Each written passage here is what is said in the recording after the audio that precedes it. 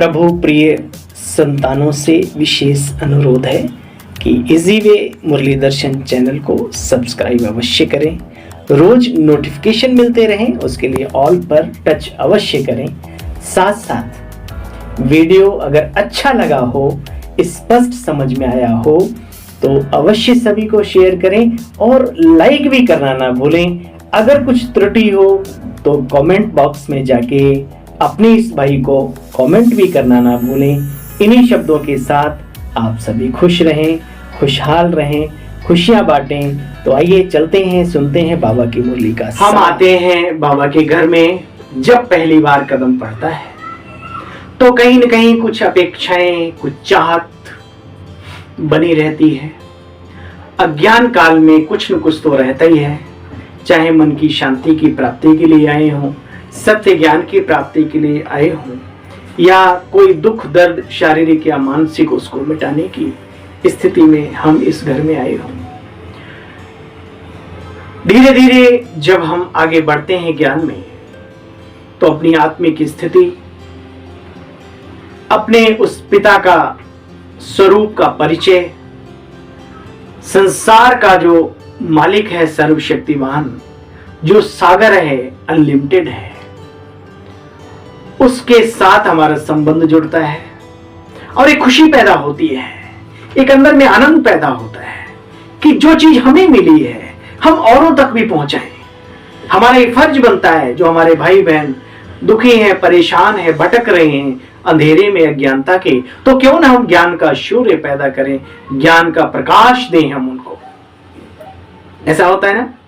तो सेवाओं के फिर बहुत बड़े दायरे होते हैं, सूक्ष्मता भी है सेवा की और विशालता भी है। इन दोनों को समझकर हमें आगे बढ़ना है।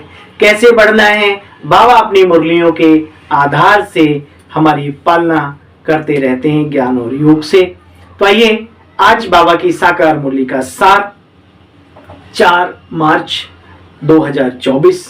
मीठे बच्चे, तुम रॉयल कुल के रॉयल स्टूडेंट हो। हाँ भाई, अपनी रॉयल्टी को याद करो। हम सिंपल और छोटी बुद्धि वाले नहीं हैं, हम बहुत विशाल रॉयल। बाबा कहते हैं मीठे बच्चे, तुम रॉयल कुल के रॉयल स्टूडेंट हो। तुम्हारी चलन, तुम्हारा व्यवहार, तुम्हारी दृष्टिवृत्ति, तुम्हारी चलन बहुत रॉयल होनी चाहिए, तब ही बाप का शो कर सकेंगे। एक बार और, मीठे बच्चे, तुम रॉयल कुल के रॉयल स्टूडेंट हो, तुम्हारी चलन बहुत रॉयल होनी चाहिए, तभी बाप का शो कर सकेंगे। आज का प्रश्न है, विनाश के समय अंतिम पेपर में पास कौन होगा? उसके लिए पुरुषार्थ क्या है? तो बाबा कहते, देखो बच्चे, अंतिम समय के पेपर में वही पास हो सकता है जिसे बाप के सिवाय इस पुरानी दुनिया की कोई भी चीज याद अर्थात अपनी तरफ आकर्षित ना करे। भाई भाई की दृष्टि की अवस्था भी पक्की हो। ओम शांति। बच्चों को सदैव नशा रहना चाहिए कि हम कितने रॉयल स्टूडेंट हैं।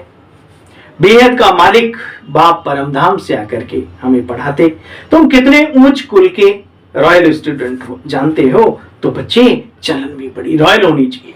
कपड़ों की स्वच्छता, शरीर की स्वच्छता, ये बहुत अच्छी बात है।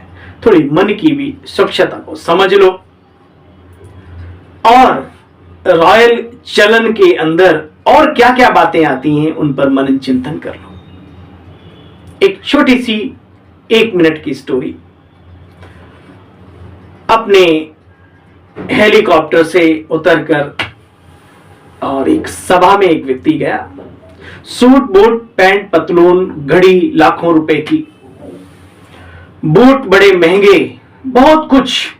तो जैसे ही वो व्यक्ति उतर के उस सभा में पहुंचा, लोग खड़े हो गए उसके सम्मान में, तालियां बजाने लगे। इतने में वहां से जो वेटर था, सिंपल आप जानते हैं, कहते वो वहां से निकला और उसके हाथ से कप का प्याला छलक गया, गिर गया। सूट पर और बूट पर कुछ दाग आ गए। महाशय जी ने उसको धड़ाधड़ दिया जड़।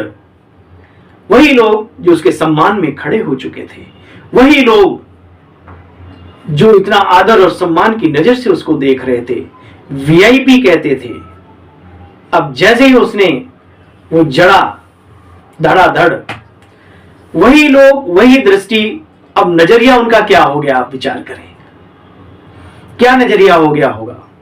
सबके अंदर शुभ बुगाहट, इतना बड़ा, इतनी छोटी सोच, अरे इसके गिर भी गया था तो उसको उठा के गले लगाता, अरे शाबाश कोई बात नहीं, वेरी, चिंता नहीं करो, हाँ हम करा लेंगे, साफ करा लेंगे।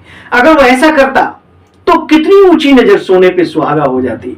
और उसने दूसरा देह अभिमान, दुनियावी रॉयल्टी उसकी खराब हो रही थी, उसको ठीक करने के लिए उसने अपना पूरा ही सत्यानाश कर लिया। संसार कितना भी खराब हो गया हो, दुनिया कितनी भी बेचलन हो गई हो, मुझे नहीं मालूम, मुझे सिर्फ एक बात मालूम है हमारे बाबा की बच्चे, ये दिव्यता, ये दैवी गुण, ये सबसे बड़ी रॉयल्टी है। किसी से नफरत नहीं, किसी से घृणा नहीं, जो गरीब को भी गले से लगाए वो मानता के नजदीक होता है।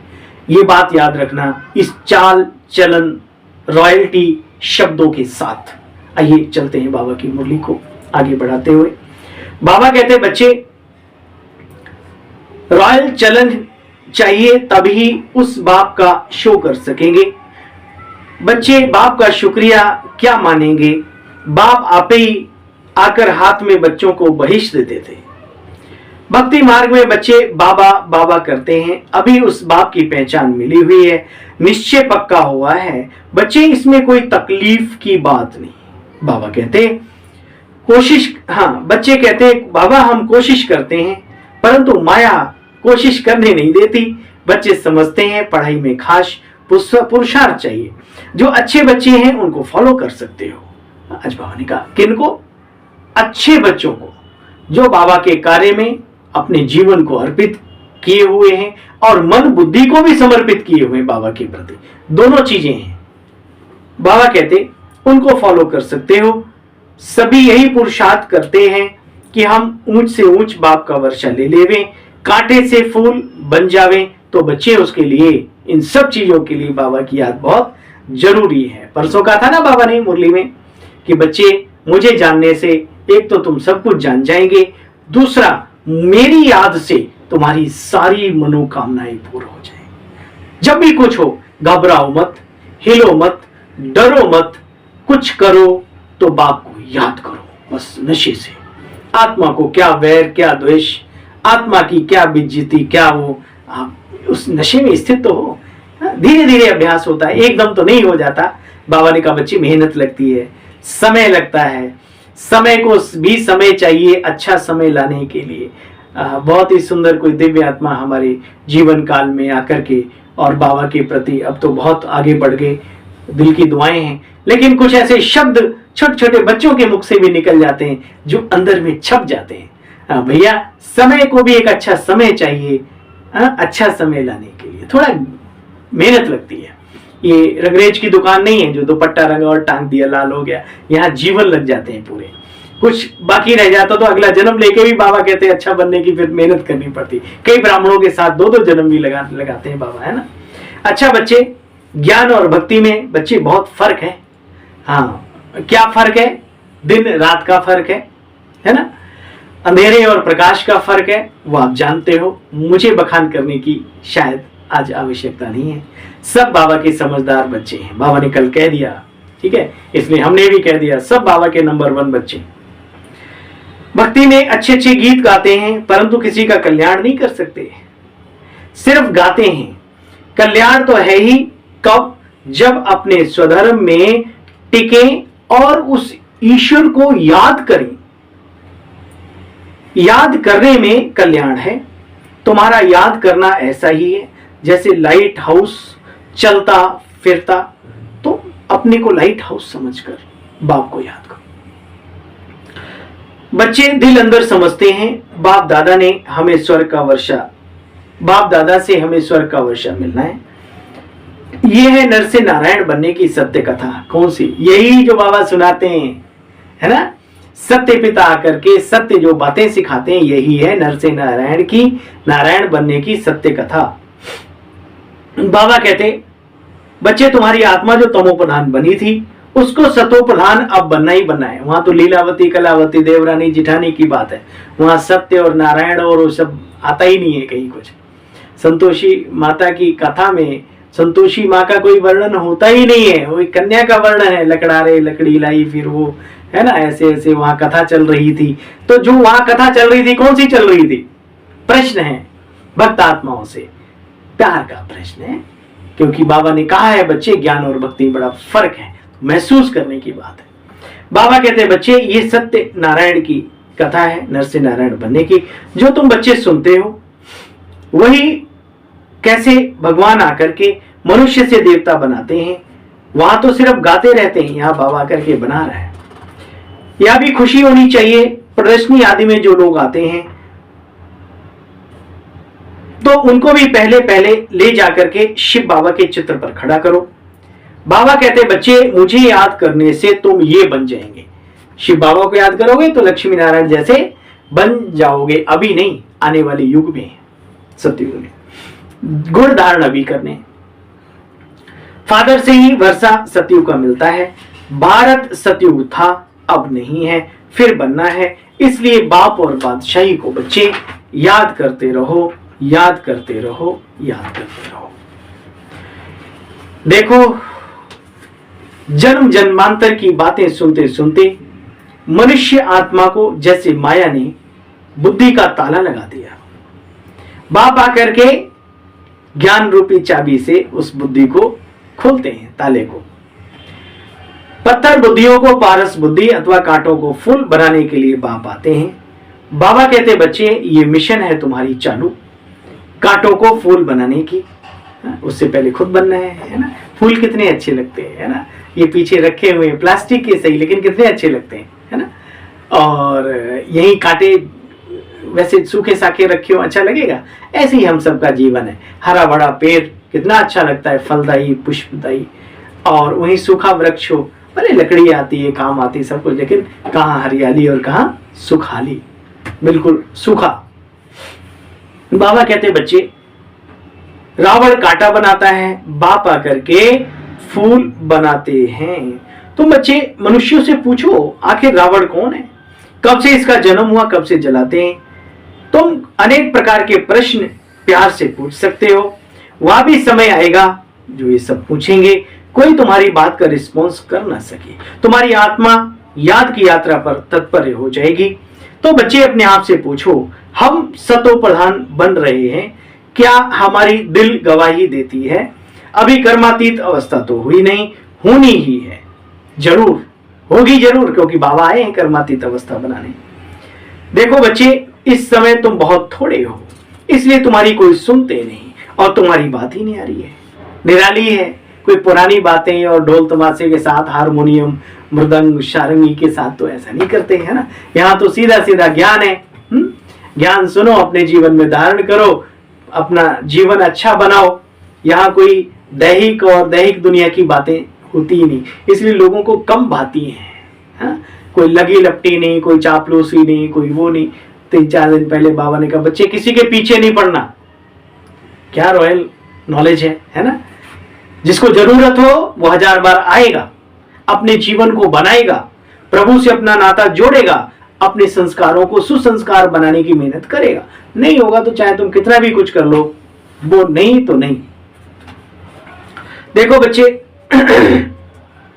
तुम्हारी बात ही नहीं आ रही है। पहले पहले तो बताओ कि बाप यानी परम पिता परमात्मा शिव बाबा संगम युग पर आते हैं।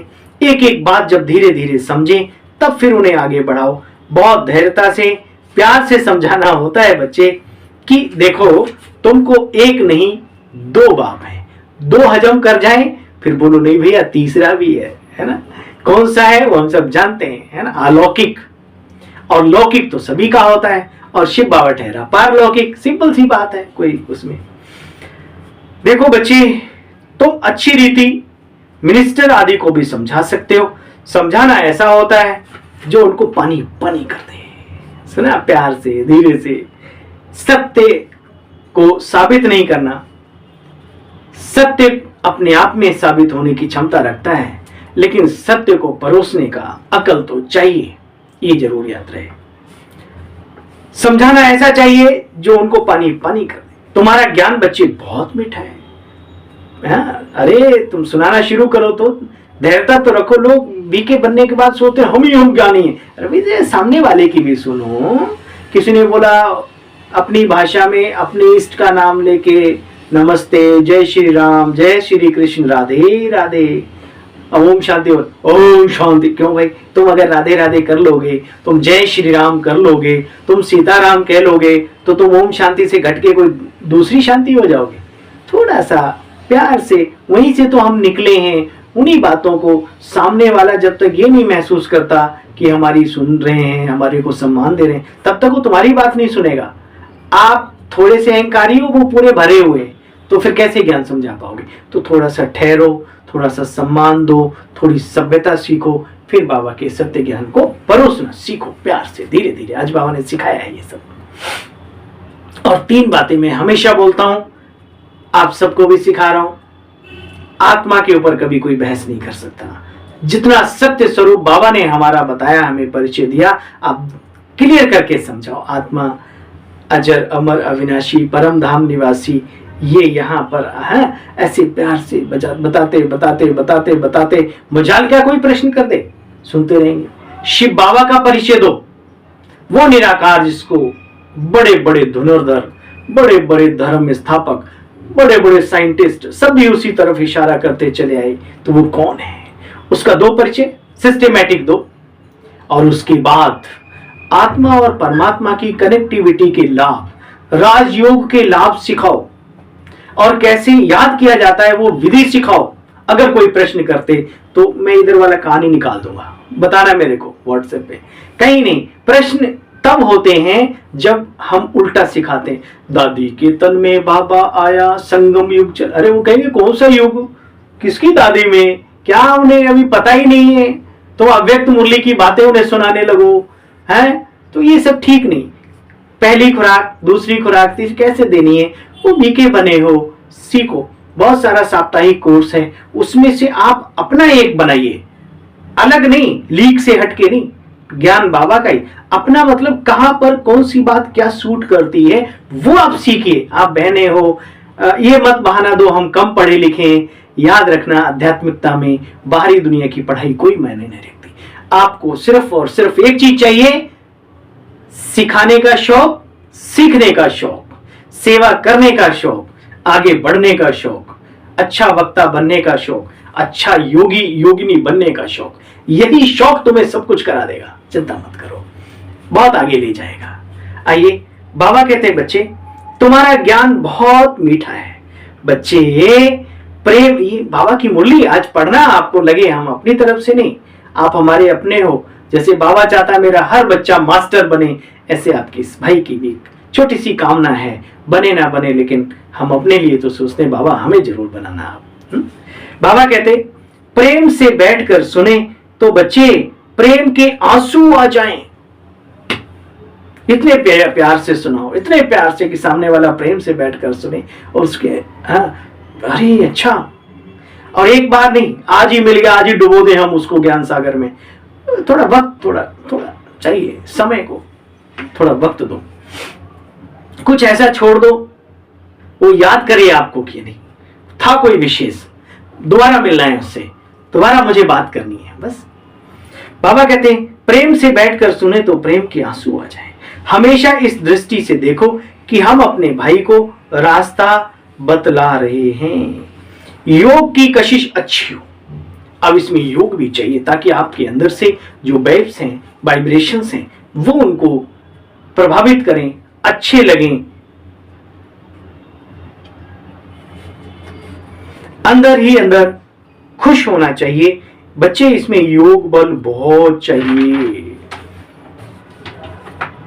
देखो कोई भी चीज में बच्चे अब तुम्हारी आसक्ति नहीं हो। विनाश भी अब कड़ा ही होने वाला है, जहां हो रहा है वहां का बुरा हाल है। जब विनाश होने लगेगा तो तुमको खुशी होगी, मिरुआ मौत मलोक का शिकार। बस हम ट्रांसफर हुए कि हुए। पुरानी दुनिया की बच्चे कोई भी चीज अगर याद आ गई तो बच्चे फेल हो जाएंगे। पुरानी चीज पुरानी दुनिया की कोई भी याद आ गई तो बच्चे फेल। इसमें मेहनत है बच्चे, भाई भाई की दृष्टि की अवस्था पक्की हो जाए। देह अभिमान में आने से बच्चे घाटा पड़ जाता है, घाटा। बच्चे आत्मा को ये शरीर मिला है, सब भाइयों का बाप के वर्षे पर हक है, बहन का भी भान, भाई का भी भान, मतलब वो स्त्री पुरुष, स्त्रीत्व और पुरुषत्व का भान नहीं, आत्मा आत्मा भाई भाई, हाँ? और सबका हक है हमारे उस पिता के वर्षे पर। तो बाबा कहते बच्चे देखो, इसको कहा जाता है आत्म अभिमानी स्थिति। अच्छा, मीठे मीठे स्कीले बच्चों प्रति माता पिता बाप दादा का याद प्यार और गुड मॉर्निंग। रूहानी बाप की रूहानी बच्चों को नमस्ते। हम सब रूहानी बच्चों की रूहानी बाप दादा आपको भी नमस्ते नमस्ते। ओम शांति। सार का भी सार सुनेंगे। अंत समय में पास होने के लिए बच्चे उपराम रहना, इस दुनिया की किसी भी वस्तु में आसक्ति ना हो, नहीं तो तड़पते हैं और शरीर छोड़ नहीं पाते। पहले से ही बंधन टूटे हुए हों, नाव होती है ना, तो रस्सी बंधी होती है, तो कितना ही चलाओ पतवार, नाव हिले ना डोले। तो पहले उस खूंटे में जो रस्सियां बंधी हैं उन्हें तोड़ो, बंधन जो है उन्हें तोड़ो। बाबा कहते किसी भी चीज में आसक्ति नहीं रखनी, बुद्धि में रहे अब हम ट्रांसफर हुए कि हुए, अब हमें अब घर जाना है।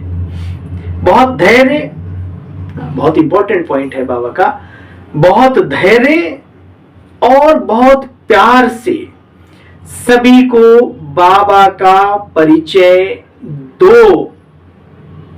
किसी ज्ञान रत्नों से झोली भरकर दान करना है बच्चे। कांटों को फूल बनाने की सर्विस भी जरूर जरूर जरूर करनी है। वरदानी बाबा का वरदान हम सब वरदानी मूर्त आत्माओं के लिए, बाप और सेवा में मगन रहने वाले निर्विघ्न निरंतर योगी भव।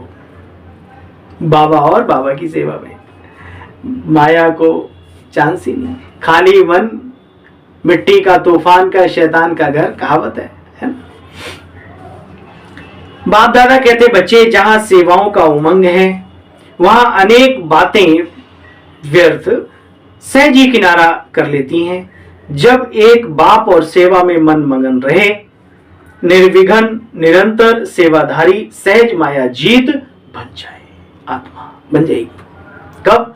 जब बाबा और बाबा की सेवा में मगन रहे। समय प्रति समय सेवाओं की रूपरेखा भी बदलती ही रहेगी। अभी आप लोगों को ज्यादा नहीं कहना पड़ेगा, लेकिन वह स्वयं ही कहेंगे कि यह कार्य श्रेष्ठ है, इसलिए हमें भी योगी बनाओ, राजयोगी बनाओ। इस समय की के समीपता की निशानी है, तो खूब बच्चे उमंग उत्साह से अपने भाई बहनों की सर्विस करो, सेवाएं करते चलो, अपने जीवन को आगे, ईश्वरीय कार्य को आगे बढ़ाते चलो, बढ़ाते चलो, बढ़ते चलो, बढ़ाते चलो। दुआएं दिलों की सभी की कमाते चलो। स्लोगन, संपन्नता की स्थिति में स्थित हो। सब कुछ है हमारे पास, भरपूर है, प्रभु मिला तो क्या चाहिए, मतलब ऐसे अंदर में संपन्नता की स्थिति में स्थित हो। प्रकृति की हलचल को चलते हुए बादलों के समान अनुभव करो। जो आया है वो जाएगा, भूरा बादल हो या काला हो, है ना, जाना जरूर है। परिस्थिति आई है, बीमारी आई है, प्रॉब्लम आई है, कहीं से भी कोई परिस्थिति पैदा हुई है, उसका अंत जरूर होगा। ओम शांति।